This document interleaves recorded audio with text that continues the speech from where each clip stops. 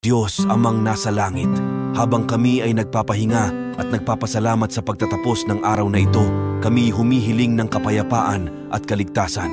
Nasusulat sa Isaiah 41 verse 10 ng iyong pangako, "Huwag kang matakot, sapagkat ako'y sumasa iyo. Huwag kang manglupaypay, sapagkat ako'y iyong Diyos. Aking palalakasin ka, oo, aking tutulungan ka, oo, aking aalalayan ka ng kanang kamay ng aking katuwiran.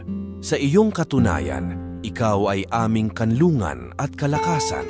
Kami nagtitiwala na ikaw ay palaging nariyan sa aming mga pangangailangan. Ang iyong presensya at pagmamahal ay nagbibigay lakas sa amin na harapin ang bawat araw.